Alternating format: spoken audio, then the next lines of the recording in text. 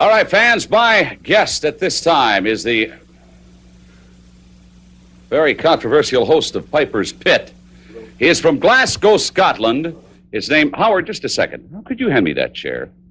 Roddy Piper, I kind of appreciate the way that you do business on Piper's Pit. Well, and I thought... so let me grab a chair of my own here. Well, sure. We'll sit down. Thank you. Thank you. Very Hey, don't kill a good thing here, Howard. Yeah. I just thought I'd come around, say hi, and see if you had anything on your mind for a change. Yeah. As a matter of fact, I do. But you know what I'm going to do? Hi. I'm going to be a nice guy. I'm not going to insult you. Who's this? Junkyard dog. Giraffe. You're not going to insult me. Okay, then say that nice. Roddy, I'd like to have you tell me about Glasgow. I hear so many good things about Glasgow, Scotland. Okay, I'll tell you about Glasgow. They have filthy rivers. They have nasty, nasty countryside. They have horrible, horrible people. That's why I left. Now tell me about Poland. Well, what would you like to know about Poland? Why did you leave? Well, let's forget that. I'm going to ask you. This is not Piper's Pit. No, I'm the host of this. You know, one thing though that I would like to discuss with you is maybe a sore subject.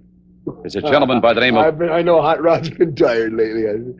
Go ahead, I don't mind. Mr. Wonderful, Wonderful, yeah. Paul Orndorff. Oh, Mr. Wonderful. All of a sudden, now I get a rise out of you. After we talked about you, now I get a rise out of you. It's hard to get a rise from me. Mr. Wonderful. I've heard. Mr. Wonderful, you heard that he's wonderful. You've been talking to the apes and the giraffes and chimpanzees again, haven't you? Mr. Wonderful, I think to myself, sometimes late at night I'll lay back in my bed, I'll close my eyes. He won't even cross my mind.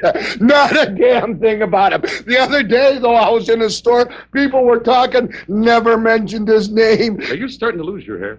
Am I what? Well, I see you've got a little receding hairline there. You'd be an expert at it, wouldn't you? I mean, you would know if someone was starting to lose their hair, wouldn't you? Tell me something. Did you start to lose your hair on the top of your head all over? Yes. Well, not actually all over. Not actually all over. No. And welcome back to Retro Wrestling Games Presents. I'm your host, Juan Cena, and with me this evening is our good friend Luke Martin. How you doing tonight, Luke? Fucking great. All right. That's what I like to hear. On tonight's episode, we're going to take a look at Super Fire Pro Wrestling 2 for the Super Famicom. Super Famicom being the Super Nintendo in Japan, by the way, just to let you know. This game was released December 25th, 1992, Christmas Day of 92. It was developed by Human Entertainment. In the series of this is the second Fire Pro game for the Super Nintendo. The first one came out in 1991. Obviously, that's Super Fire Pro Wrestling 1. By the way, I wanted to mention, do you know what they do in Japan for Christmas? What? They get food from KFC. Like, no shit. They actually have to pre-order it, but they will go and they will get KFC and eat what they believe is a traditional American meal for Christmas.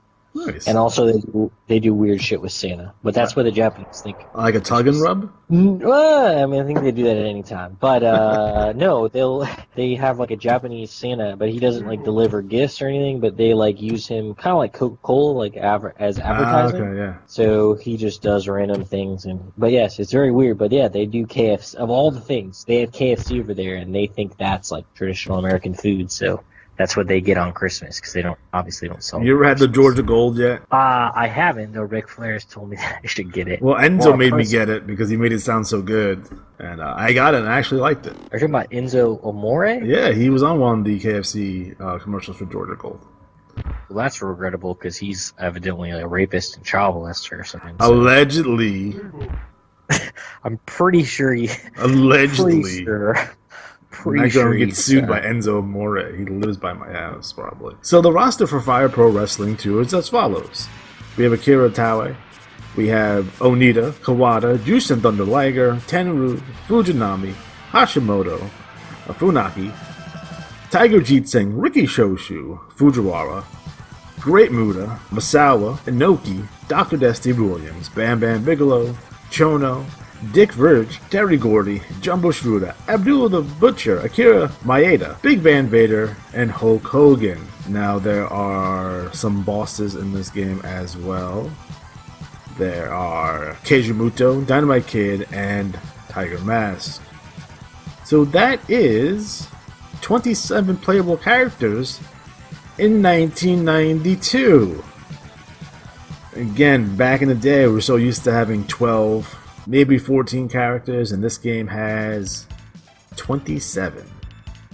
Now again, this is a non-licensed game, so they had to slightly alter these wrestlers' names, but obviously once you looked at them, you can see who they are. This game has a handful of new features. They have the handicap and tornado tag, and the highly innovative critical system. Again, this continues the established tradition of Fire Pro Wrestling being one of the greatest wrestling games of its era, and it's probably one of the greatest wrestling games of all time. And Fire Pro Wrestling World is probably the best wrestling game out right now. Have you seen Fire Pro Wrestling World yet? I haven't bought it, but yes, I have seen it. You know, they're gotten a licensing agreement with New Japan now, too. Well, that New Japan is evidently... I don't know who's running things over there. They're smart, evidently. It's funny because they haven't released a video game since Wrestle Kingdom 2. Like, it's been a fucking long time since they released a game. I don't know if they're still owned by Ukes, but they were owned by Ukes, the video game publisher, for a while. So, I don't know, it's weird. We had a good... They have a card game, though, and they have mobile games. But they don't have any console games right now, other than being featured in Fire Pro Wrestling World. Overall, this game is not necessarily all that different than Fire Pro Wrestling 1. The graphics are adequate for the time of 1992. I mean, nothing earth-shattering there. Again, their control system is still exactly the same, and it's been exactly the same for the last 25 years and such. Their controls are basically being central. It's a timing-based system. It could be difficult for people to learn at first, but once you get the hang of it, you get pretty good pretty fast. And when you compete with one of your friends, if they understand the control system, those matches can be amazing. I've seen some matches online that lasted literally for fucking ever because they're so good. Jeez. Yeah. Super Fire Pro Wrestling 2, again, just a year later, a couple updates. If this game was coming out today, it would probably be just a patch update now. You know what I mean? They added some new characters, they had a couple of new modes, and that's it. This game would probably not be released in its entirety today. It would probably just be an update patch. But overall, it's pretty good, and it's a skip. I think overall, you can skip this game, but if you're a collector of video games, probably should pick this one up. It's fairly cheap if you look on eBay and such, so it's not exceedingly expensive. But again, it's full of 1992 goodness, so which is awesome. But overall, the graphics are adequate. The sounds are pretty good. The gameplay is amazing. The characters that they have are pretty good for the time. So, nothing negative. Again, this is a middle road game for Fire Pro. It's not, the additions of it are not necessarily all that innovative, other than the critical system, which is still used today. Is probably the biggest innovation they got from this game. So, overall, not too bad. So, Luke, what are your thoughts on Fire Pro in general? Well, since I was 7 when it came out. And you were in Japan at the time.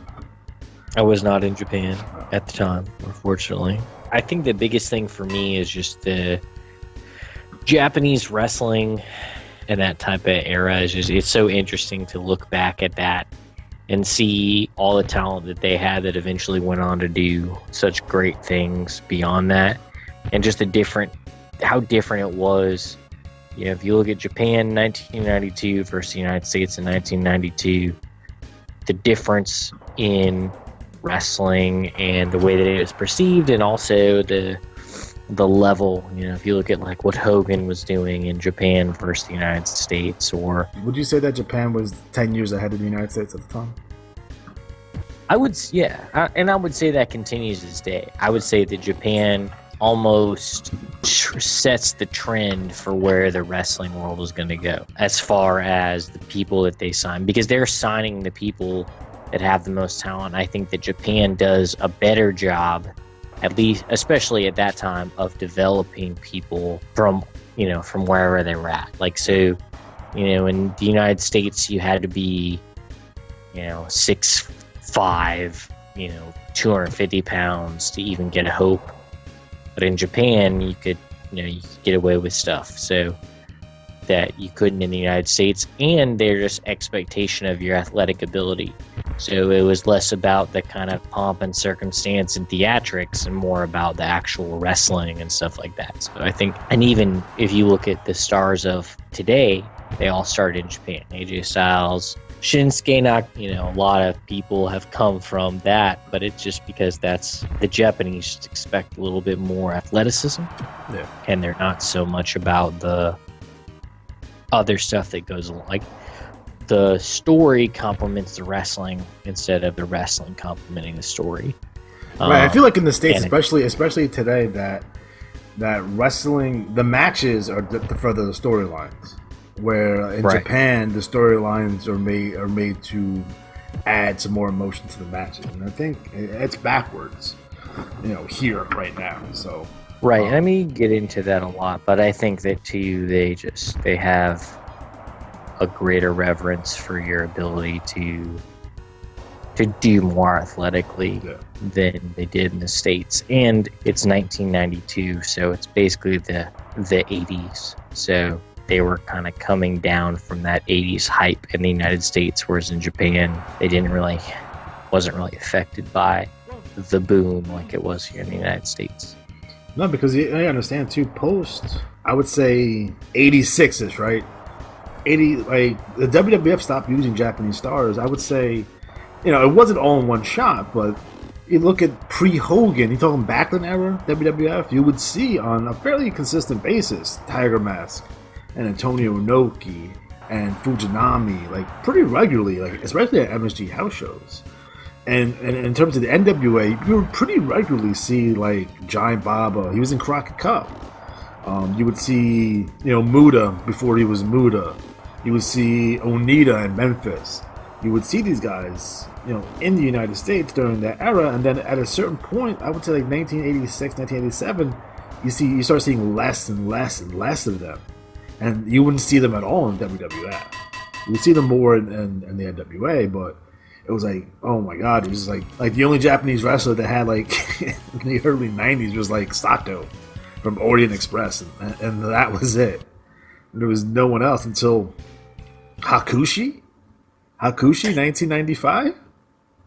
And it's and then past, and eventually you get more and more. You got your Taka Michinoku's and your Gitos and your whole Kai-En-Tai kind of era, and then you wouldn't see them for a while, and then they bring some more, one or two Japanese guys in, and then you would have a Tajiri that was in from ECW, and he was fantastic, and he was awesome. But I think for me, when it comes down to Japanese wrestling now, my introduction to Japanese wrestling was with the Great Muta. I think everyone in my age group in my generation who were too young for Tiger Mask and Inoki and Fujinami and Jumbo Furuta really got exposed to Japanese wrestling via Muta. When Muta came in 1989 WCW, we'd never seen anything like him before. With the face paint and the mist, and it was wow. And he was supposed to be the nephew of the Great Kabuki, and I didn't know who the fuck the Great Kabuki was at the time. I didn't know he sprayed mist either. Apparently he sprayed mist. Putting him with Gary Hart, and he's having all these amazing matches, and he's fighting Sting, and he's with Gary Hart. And, they used him pretty well in 89 up until Starrcade. And then he lost all the matches in the Round Robin Iron Man tournament. He did win the TV championship, too. But he was undefeated for the entire year of 1989. So it's he was really done really well. And then he would come back and forth every once in a while. He came back in 93 when he's fighting Chono for the NWA World title, and then he wins the title, and then he loses to Barry Windham, and then he would come back and join the NWO at one point, which was weird. But I think my first introduction to Japanese wrestling was the Great Muta, and that's why I hold him in such high esteem, high regard, because it started with Muta, and then we saw Liger, and then we saw a whole bunch of guys come in for WCW, and it was oh. And then that's when you start getting tapes. I started getting tapes of these guys, and the best of the Super Juniors, and then you would see the G1 Climax, and then I would get all these tapes, and they were fucking amazing. And then you would see American wrestlers wrestle you never seen them wrestle before. You're holy shit. You see Hogan versus Muta, and Hogan's doing all these maneuvers. You're what the fuck is that? This is crazy. So it's I think that's why in most cases that Japanese wrestling, for smart fans, for hardcore fans, are held in such high regard because, their work rate's always been, fantastic. It's been through the roof, and they're about 10 years ahead of us. I think that gap's probably slowly closing down. They're probably only about 5 years ahead of us now because there's a lot of guys going back and forth, but there's a lot of guys trying to emulate that style too now. But in terms of Japanese wrestling, I have a reference for it. I wish they would do more releases in the States. I wish there was American commentary. I wish they would go back and put American commentary or English commentary on some of their older big cards, main events. I want to see a Best of Great Muta. I want to see Best of Liger. Like, start pushing those out to the mass market. I think they can make a lot of money that way. But they're doing fantastic right now. So Luke, what are your earliest memories of Japanese wrestling? I would say that I'm a little bit younger. So like I said, I was 7 when they released this, and I wasn't in Japan with my Super Famicom system. But I would say that, WCW, for all their faults, did a good job of introducing an international market. I was a huge mark for Ultimo Dragon. I don't know what awesome. It was about him. And he is, as I've gotten older and watched some like Super J-Cup and things like that, he's just a beast. But I mean, I love the shit out of Ultimo Dragon and everything that he did, and the cruiserweights with Chris Jericho, Chris Benoit. Obviously they aren't bad Japanese, but they had that Japanese influence, that hard style, that hard-hitting, quick style. Mix a little bit of luchador in there. But I think that, Ultimo Dragon was my first real, introduction into that type of Japanese wrestling. And I think that, even, you look at some of these other guys, like Nakamura and that kind of thing, just the way that they wrestle, like you said, they're 5 to 10 years ahead of where we're at. And I think that it's always been that way. The nice thing about WCW, for whatever reason, is they treated them a little bit more respectfully than they did in the WCW. Or not a whole lot, but better than the WWF. Right. They gave them that cruiserweight area to kind of play with. So they were really focused on the NWO, but somehow they got great matches out of Benoit and Jericho and Ultimo Dragon and some of the other guys like Liger, who was not a human. I don't even know. He's superhuman. He just did things that weren't. I mean, he still does. You know that Liger is based on an anime too, right? You know that, right? Right. Well, that's what I was gonna say. He's not human. So he's like a robot or something. I think Liger was in my eyes, he was the guy that replaced Tiger Mask, because they're very similar origins, and they're both anime characters, and they brought Tiger Mask back, but Tiger Mask wasn't as big as he was when he first started, when it was Sayama as Tiger Mask, or even Misawa when he was Tiger Mask.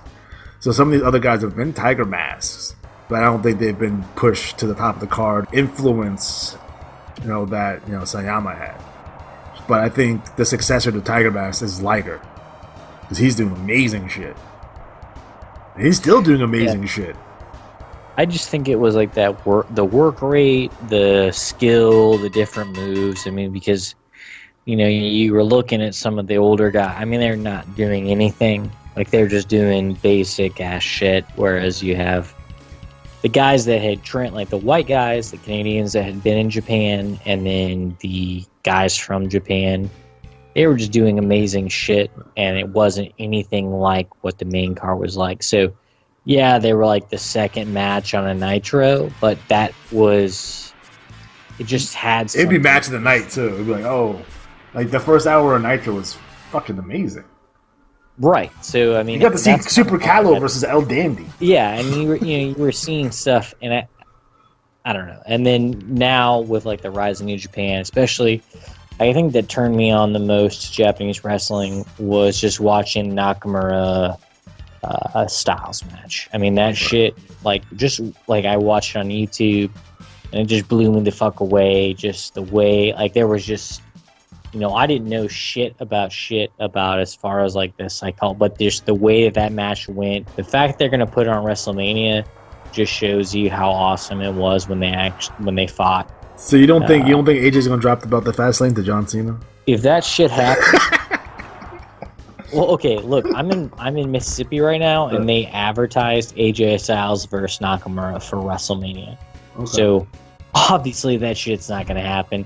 Only that, if he dropped the belt to John Cena, I think they would they'd have a riot. So AJ Styles is the God. Just hearing his name pronounced in Japanese is awesome.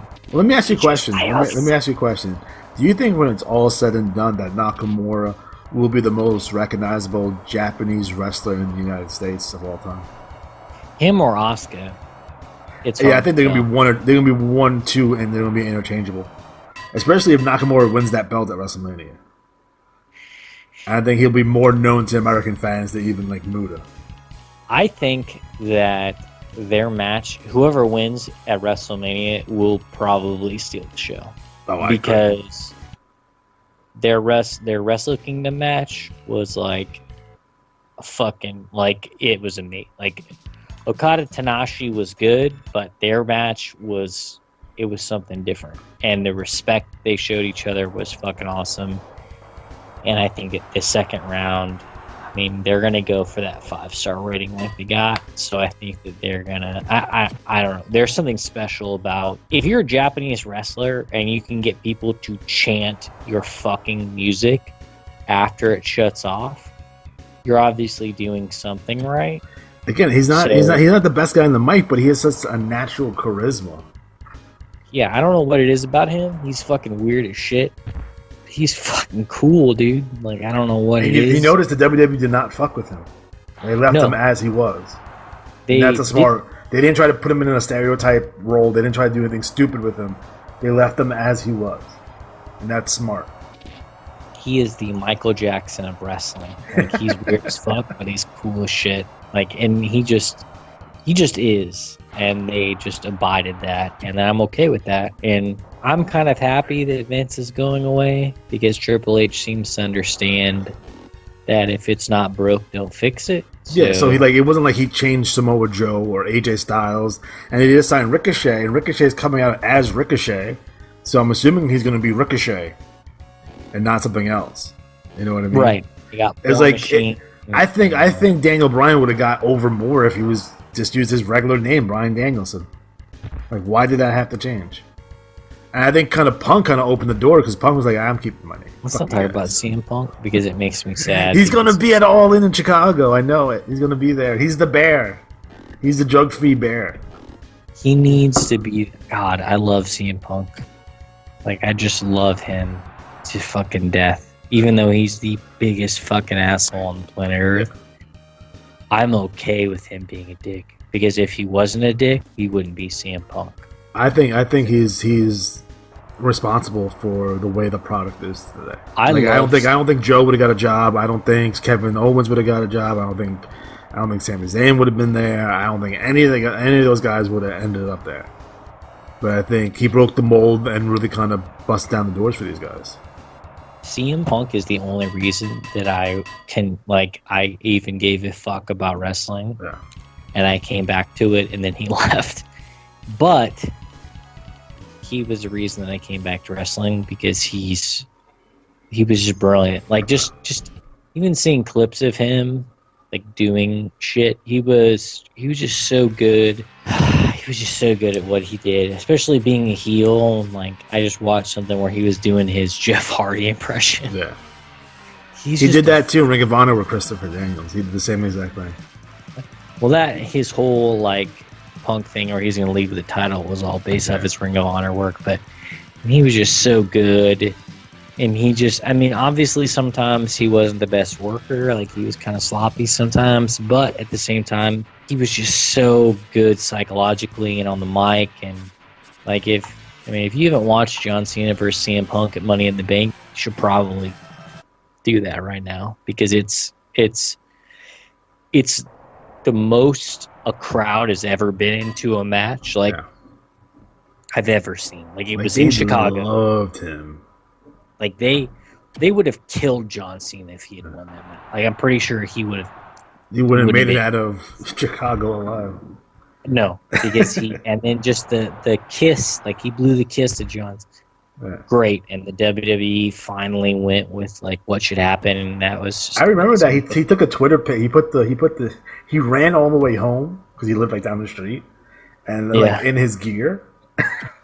And he was so tired that he put the belt in the fridge, and then like the next day he opened up the door and the belt's in the fridge, and he takes a picture and he puts it on Twitter. I thought this shit was hilarious. I sent CM Punk a message on Twitter telling him that like he was the reason that I watched wrestling, because of his work. Unfortunately, he left, but whatever. It is what it is. I'm sure he'll be back, but he was too good. But honestly, unfortunately, for whatever reason, once he moved out, they let Daniel Bryan get up. So yeah.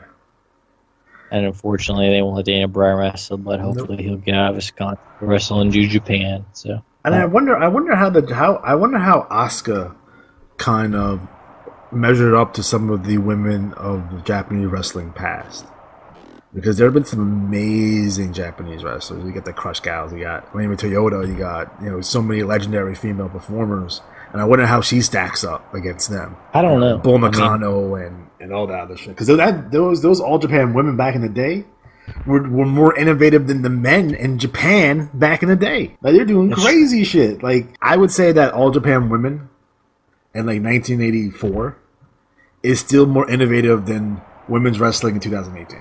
And she has another kind of, you can't put your finger on it, like just charisma. She's not she's not someone who's going to cut a 20-minute promo, but she doesn't need to. She doesn't know, and I think that they've done a good job of protecting her. Yeah, this one, let her be her, let her do her thing. Yeah, even the match at Elimination Chamber, like where she kind of snuck a win in. Yeah. It still makes her look good, and I think that it's good. And so I'm not going to talk anything more about that. But anyway, yeah, I think that she's. There are like that one chick that's the Japanese chick in Next. Kaoru Sane? Yeah, she's pretty dope. So with that flying fucking elbow drop, it's insane. Like, I saw her like 3 years ago. I'm like, holy shit. She is amazing. Japanese women are special. They are. Alright, guys, so that is Fire Pro Wrestling 2 in a nutshell. Again, not a whole lot of things to say about this game because it's not all that different than Fire Pro Wrestling 1 for the Super Famicom. But again, quality game. Fire Pro is the best wrestling series out there currently, so go check out Fire Pro World. Again, if you have a couple extra bucks burning a hole in your pocket and you have a Super Famicom or a modded Super Nintendo or somehow to play this game, pick up Fire Pro Wrestling 2. It's pretty cheap on eBay, so just keep that in mind. Alright, guys, so for Luke Martin, I'm Juan Cena. Have a good night.